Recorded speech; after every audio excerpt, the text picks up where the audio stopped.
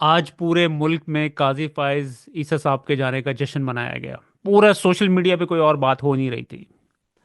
तो बहुत सारे क्लिप्स वगैरह भी वायरल थे सोशल मीडिया के ऊपर भी, वो भी मैं आपके सामने रखूंगा।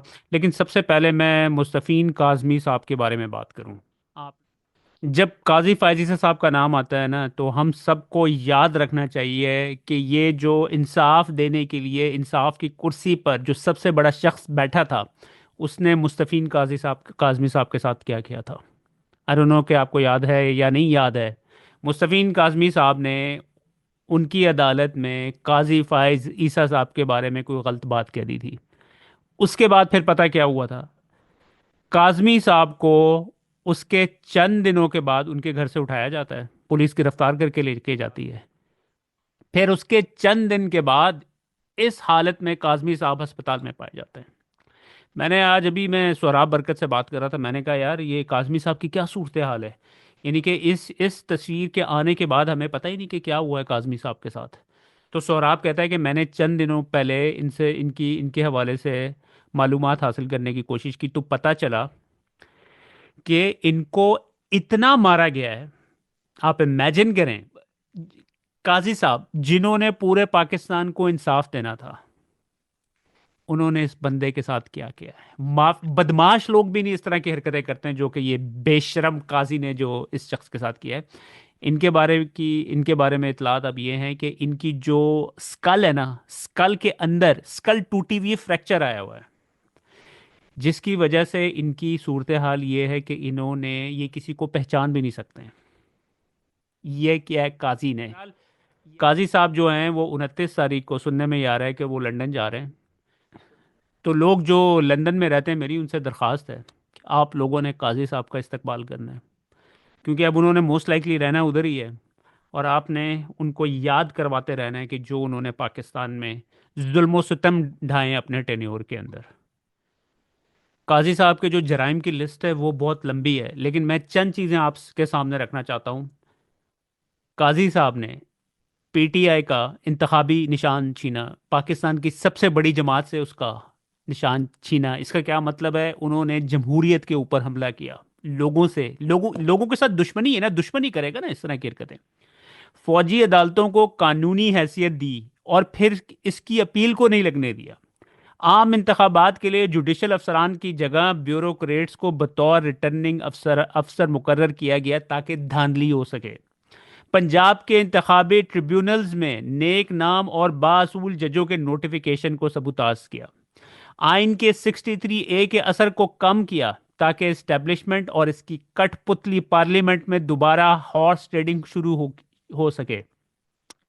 पीटीआई को पार्लियामेंट में इसकी मखसूस नशिस्तों से महरूम करने के लिए हर शर्मनाक हद तक गए।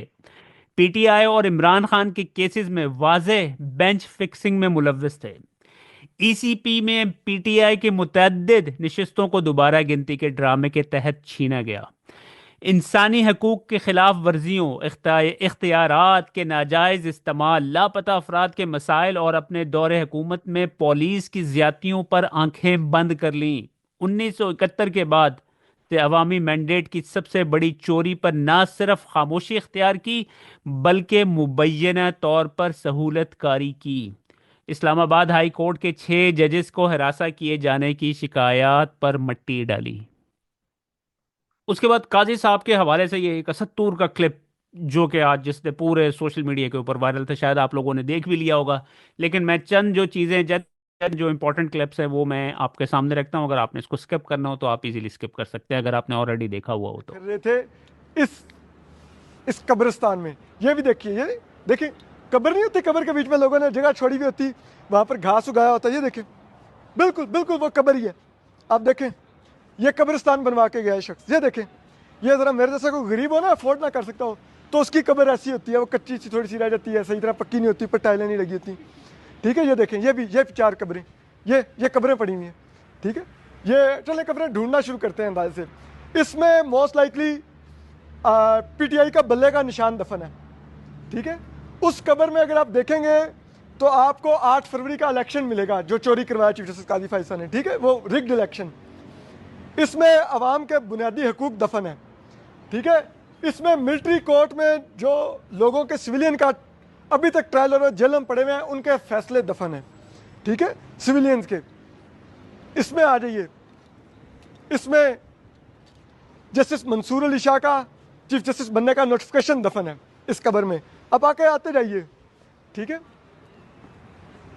इसमें पीटीआई की जो खवातीन कारकुन हैं, रहनुमा हैं, डॉक्टर यास्मीन और सब, इन लोगों के ज़मानत के कागजात दफन है इस कब्र में, ठीक है। आप आगे आते रहिए, हम आपको इस पूरे कब्रिस्तान का दौरा करवाते रहते हैं, ठीक है। फिर आप आ जाइए, ये कब्र देखिए, आपको इस कब्र का भी दिखाते हैं कि ये जो कब्र है, ठीक है, यहाँ पर चीफ जस्टिस काजी फैसले की लेगेसी दफन है, ठीक है। ये कब्र है जहाँ पर 26वीं आईनी तरमीम के लिए चीफ जस्टिस काजी फैसला का मुजरमाना किरदार जो उन्होंने कंट्रीब्यूशन है वो दफन है, ठीक है। यहाँ पर आ जाइए, यहाँ पे 63A के लिए जो उन्होंने कमेटी तोड़वाई, ठीक है, सदारती ऑर्डिनेंस जारी करवा के, यहाँ पे उसकी कब्र है।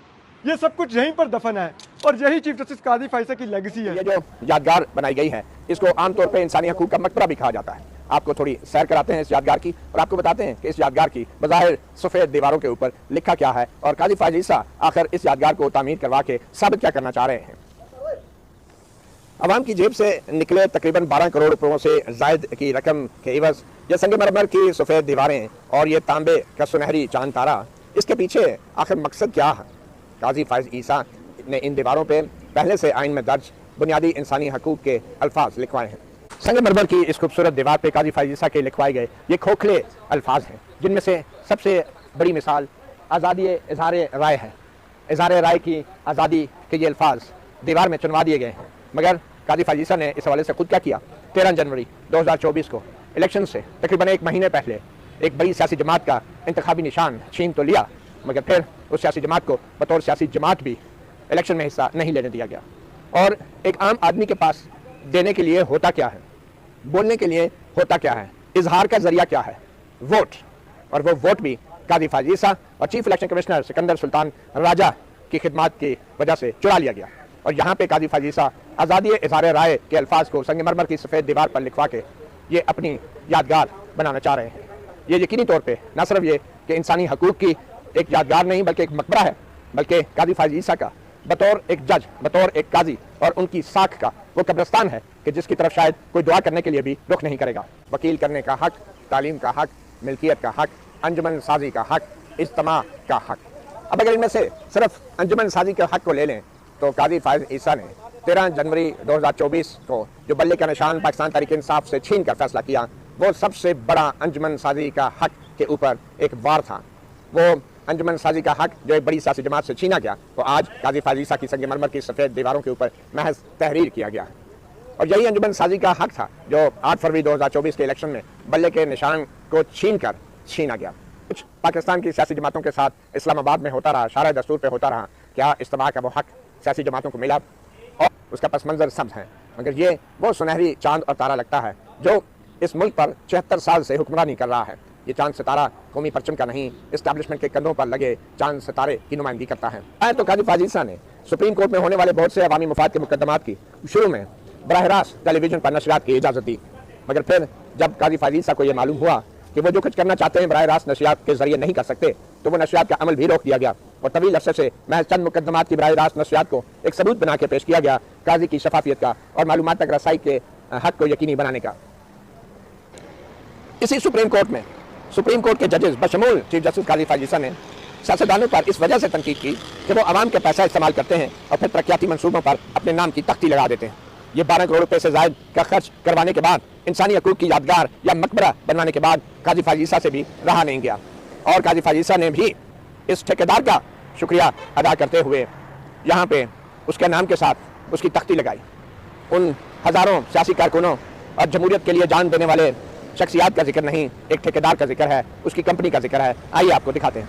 काजी फायज़ ईसा जितना भी संगमरमर की इन दीवारों को चमका लें या इस खूबसूरत फर्श को साफ करवा लें, मगर जो धब्बा और जो दाग पाकिस्तान की आईनी तारीख पर काजी फायज़ ईसा के दौर में लग चुका है, वो दाग न तो धुल पाएगा और ना ही कौम उसको भूल पाएगी। उसके बाद हिना परवेज भट्ट साहिबा के आईक्यू लेवल और उनकी समझदारी के चर्चे तो आपने सुन ही रखे होंगे। उनके बारे में कहा जाता है कि वो लम्ज में जिस तरीके से उनको दाखला मिला और वो लम्ज की बदनामी का बायस बनती हैं जब भी वो मुंह खोलती हैं। अब ये कोई फरहान रियाज साहब हैं इन्होंने एक बाबा जी की वीडियो लगाई। वीडियो के अंदर हिना भट्ट को टैग कर दिया। उस वीडियो में कहा कि ये बाबा जी हैं जो कि बहुत बड़े पुराने वर्कर हैं नवाज शरीफ के और मरियम नवाज के, और बहुत बड़े फैन हैं। आप प्लीज ये पैगाम जो है ना मियां नवाज शरीफ तक पहुंचा दें या मरियम नवाज तक पहुंचा दें। अब हिना भट्ट की अकल का आप अंदाजा करें। इसने पता है क्या किया? इसने वो क्लिप नहीं देखा कि क्लिप के अंदर बाबा जी क्या क्या रहे हैं। उन्होंने उसको कोट किया है और उसमें नवाज शरीफ साहिबा को और मरियम नवाज साहिबा को जो है ना उन्होंने टैग कर दिया है। बाकी क्लिप अभी आप खुद देख लें कि क्या आज की सूरत हाल लेकिन बनी। होया की जनाब, होया इंज के ट्विटर ते एक्स ते एक बंदे ने ਇਹਨੂੰ टैग किया हिना परवेज भट्ट ਨੂੰ। ਉਹਨੂੰ ਕਿਹਾ ਕਿ ਬਈ ਇਹ ਮੇਰਾ ਦਾਦਾ ਹੈ। हाँ ਇਹ ਮੇਰਾ ਦਾਦਾ ਹੈ। हाँ ਇਹ ਮੀਆਂ ਨਵਾਜ਼ ਸ਼ਰੀਫ ਦਾ ਬੜਾ ਵੱਡਾ ਕਾਰਕੁਨ ਰਿਹਾ। हाँ और ਦੁਆਵਾਂ ਦਿੰਦਾ ਹਰ ਵੇਲੇ ਮੀਆਂ ਸਾਹਿਬ ਨੂੰ ਤੇ ਦੁਆਵਾਂ ਦਿੰਦਾ ਮਾਈ ਤੰਦੂਰ ਵਾਲੀ ਨੂੰ।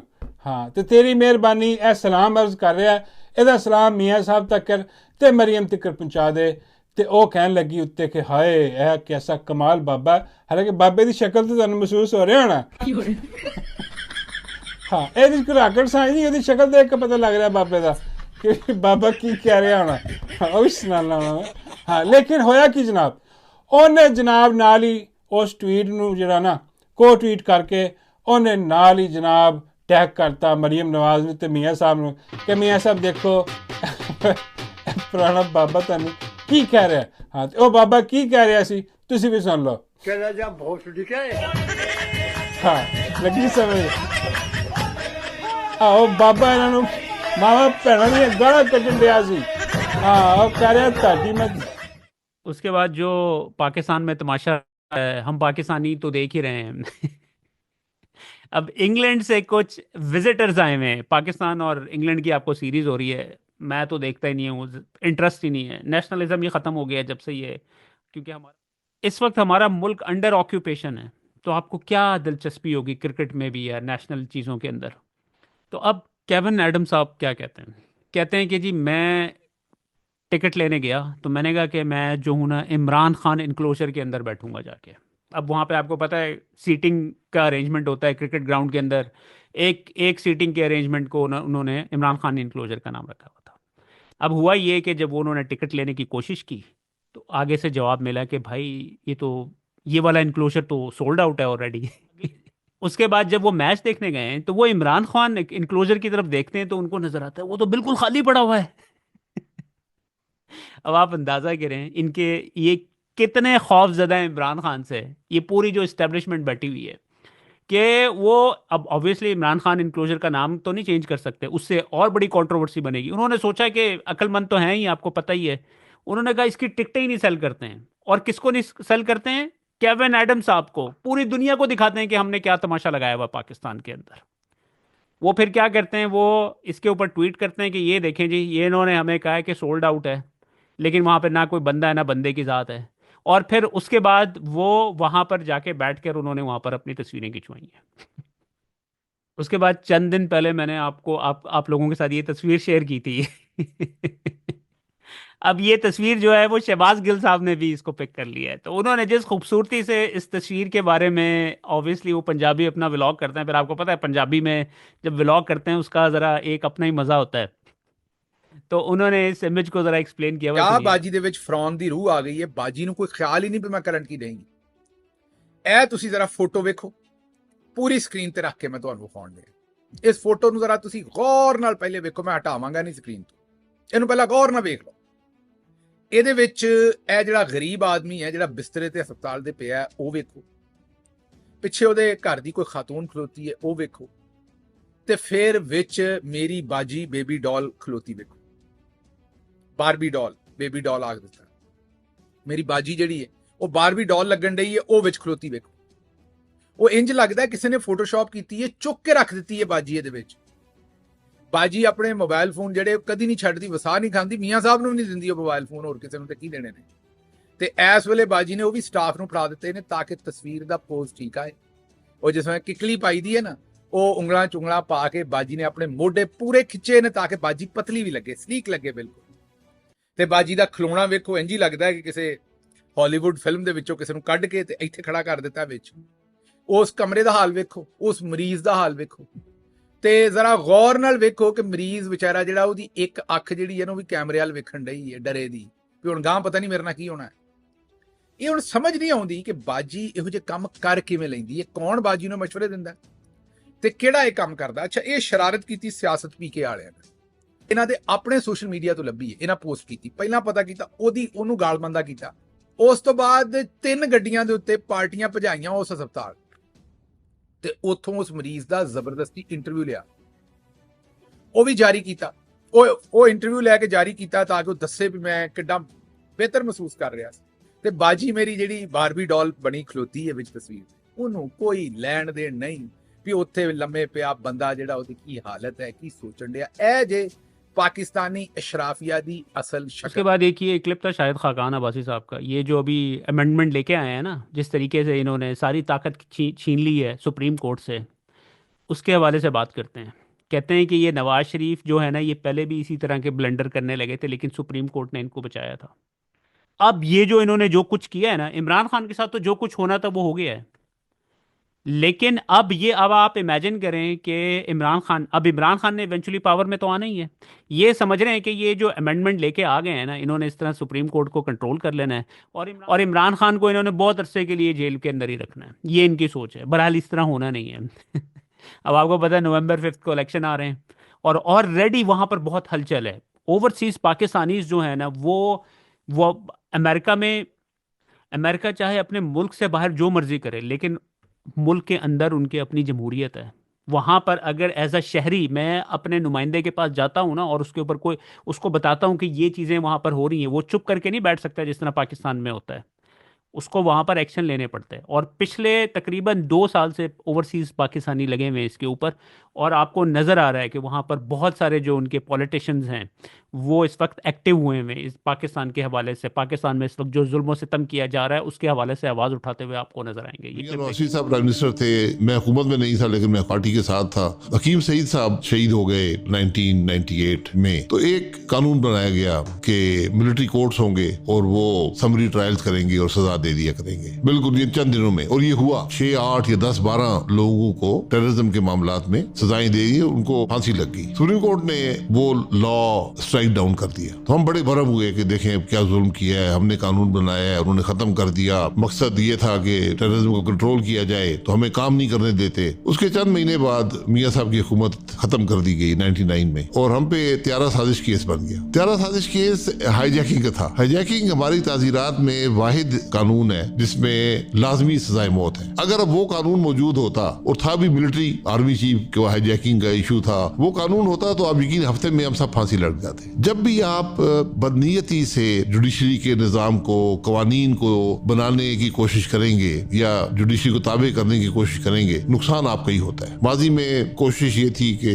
जो चीफ जस्टिस आए, जजेस आए, उनको हम कुछ ताबे कर लें, हमारी मर्जी के फैसले दे दिया करें, और हमेशा उसमें नाकामी रही और खराबी पैदा हुई है। तो जुडिशल इंडिपेंडेंस मुल्क के लिए बड़ा जरूरी होता है, और आज भी ये जो कोशिश है ये भी नाकाम होगी। उसके बाद एक ये राशिद नसरुल्लाह साहब का क्लिप मेरी नज़र से गुजरा था। आपको पता है कि इमरान खान को काउंटर करने के लिए जो भी उन्होंने काम किया है ना, उसके मुकाबले में कोई काम करना स्टार्ट कर देते हैं। अब इमरान खान ने अपनी वालदा के नाम से शौकत खानम अस्पताल बनाया तो मरीम नवाज साहिबा ने क्या किया, उन्होंने अपने वालिद के नाम से कैंसर अस्पताल बनाना स्टार्ट कर दिया है और उसका नाम रखा है नवाज शरीफ कैंसर हॉस्पिटल। भाई उसका नाम नवाज शरीफ किस खुशी में रखा है? नवाज शरीफ को क्या कैंसर था? क्या नवाज शरीफ की डेथ हुई थी कैंसर से? किस वजह से? बस ये, यानी कि इस तरह के जब ज़बरदस्ती आप काम करेंगे ना, तो फिर इसी तरीके से इसी तरह की हरकतें होंगी। इस हवाले से एक ये इमरान खान साहब का एक पुराना क्लिप जो है ना कैंसर हॉस्पिटल का, ये वायरल हुआ था, बनेगा, ये भी मैं आप लोगों के साथ शेयर कर दूँगी, देखिएगा। किसी भी कोका कोला के दुकानदार से 20 रुपए का एक कूपन खरीद कर एक ही ईंट मेरे साथ कैंसर हॉस्पिटल की तामीर में लगाई।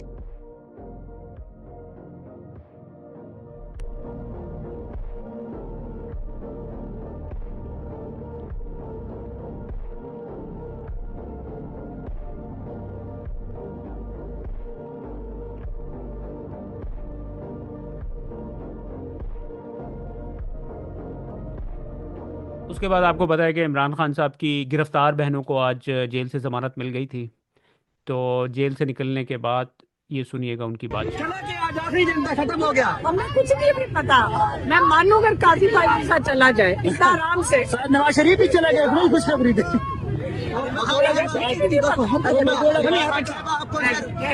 अलीमा खान साहबा, आपको अंदर सहूलियात मैसर थी, आप खबरें ये अखबार आपको मिल रही थी? इन्होंने एक लफ्ज नहीं हमें पता, किसी को हमारे से बात करने की इजाजत नहीं। आइसोलेशन में थे, आइसोलेशन लहदा बंद किया हुआ था मेरी बहन और बच्चे। जेल में किसी किस्म का आपको खाने में किसी किस्म की कोई शिकायत? नहीं, किसी से बात करने की इजाजत नहीं। खाने से क्या होता है? आप और उस्मा खान एक ही सेल में मौजूद थी, यहाँ अलग-अलग रखा था? कमरे थे और दरवाजे से बंद किया हुआ था, किसी को हमारे से बात करने की इजाजत नहीं थी। सब बाकी खवातीन टीवी देखती थी, तो हमारा दिल से उनसे पूछे टीवी पे क्या हो रहा है, उनको इजाजत नहीं थी हमारे से बात करने की। अच्छा, तो हमें कुछ नहीं पता था, ना अखबार था, ना पीसीओ की जो टेलीफोन की बाकियों को सहूलत थी वो हमें नहीं थी, हमें बंद किया हुआ था बस। अच्छा, ये डर होगा ना कुछ कह ना दें, अब निकल आए, अब बोलेंगे फिर डाल देंगे अंदर। बुशरा बीबी को भी रिहा कर दिया गया, ये भी बड़ी खुशखबरी है, उस पे क्या कहना चाहते हैं? अल्लाह का शुक्र है, ना जायज खान साहब को भी अब रिलीज कर दें। कोशा खान रिमांड पे है, इमरान खान और किसी चीज में नहीं है, उनको नाजायज पकड़ा, उनको भी रहा करते हैं। कमरान शायद एंकर पर्सन है, उन्होंने ये कहा है कि 1 से 1.5 माह में इमरान खान रिहा हो सकते हैं। क्यों, कैसे, उनको कैसे पता, कैसे पता? हमें तो नहीं पता। उनको डिक्टेशन आई होगी ऊपर से। कौन फैसला करता है? जज फैसला करता है या एक बंदे को बैठ के फैसला कर रहे हैं? ये कौन सा कानून है? कानून पाकिस्तान में इमरान खान कहते हैं रूल ऑफ लॉ होना चाहिए, इसलिए वो कहते हैं जिसकी दिल करता है जो फैसला कर ले। कहा है लॉ तो है ही नहीं, जिसको दिल करे सड़क से उठा लो, जब दिल करे छोड़ दो। अभी आप इस्लामाबाद जाएंगे या लाहौर के लिए? अभी हम देखते हैं रास्ते में पुलिस ना पकड़ ले। अलीमा आपा, आखिर में ये बताइएगा, कुछ लोग कह रहे थे कि आपको केपीके में चला जाना चाहिए, वहाँ पे आप सेफ रहेंगे, क्या आप केपीके में जाएंगे या इस्लामाबाद या हम नहीं छुपने लगे, हम कहीं नहीं जा रहे। सड़क से पकड़ने, जो मर्जी करना करो, अल्लाह हमारे साथ है। ठीक है, बहुत बहुत शुक्रिया अलीमा खान साहब। अलीमा खान इस वक्त रिहा हो चुकी है, ये मनाज़र है। इमरान खान को रिहा करें। पहले कहा जा रहा था कि आपको गिरफ्तार कर लिया गया है, इस तरह की खबरें चलवाई गई, जिसके बाद फिर आपको उन्होंने छोड़ा। अभी भी कह रहे हैं तारीख रकम की है ना, ये वो है, मैंने फिरोज से भी बात की थी, ये आपने तारीख की है और अल्हम्दुलिल्लाह पूरा पाकिस्तान आपके साथ खड़ा है। अल्हम्दुलिल्लाह, अल्हम्दुलिल्लाह, इंशाअल्लाह अब इमरान खान की बारी है। अल्हम्दुलिल्लाह।